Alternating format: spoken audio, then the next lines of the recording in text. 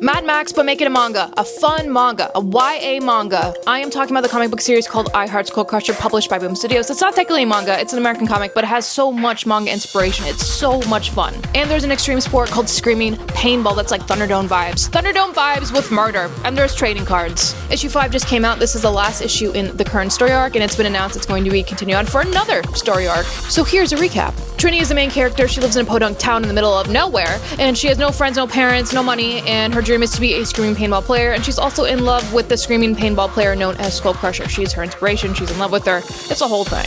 Now, she has no opportunity to even become a screaming paintball player. There's not even a team in her town until it's announced that there's going to be a competition, and the winner will join Skull Crusher's team. But now she needs to get a team, and she doesn't have any friends, and the town thinks she's weird, and she also needs water, which is a currency there to enter the tournament. Her team includes a washed-up screaming paintball coach, way past his prime with a drinking problem, that she kidnapped and is forcing him to coach her team. And 2 bandits that tried to rob her that she's kind of bribing. She's like, if we win, you could hang out with the rich people and steal from them as much as you'd like. Issue 2, they enter a tournament, their first tournament as Podunk Little Team. Love the name. She's trying to recruit a player called Cutter Dan, who is a famous amateur player in Screaming Paintball. And he's on the team that she's facing for the first tournament. She gets Cutter Dan to join her team, she makes an enemy in the process, and now somebody wants her head on a stick. She's made an enemy, a dangerous one. Issue 3, we get a goalie, who is a mutant man bear, who is actually not even a man. It's just a bear. It's just a bear. Issue 4, they're preparing for their final match against 5 teams. And we finally get to meet Skull Crusher.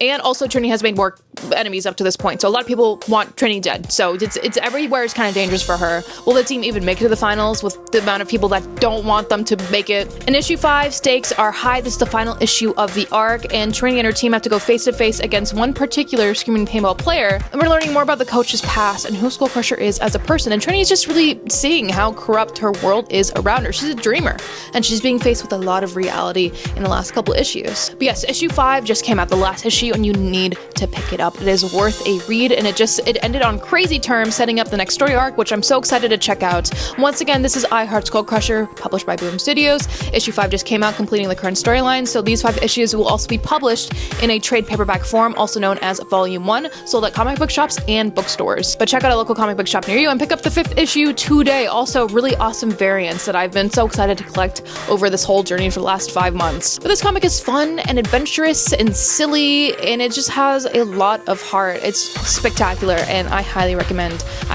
it.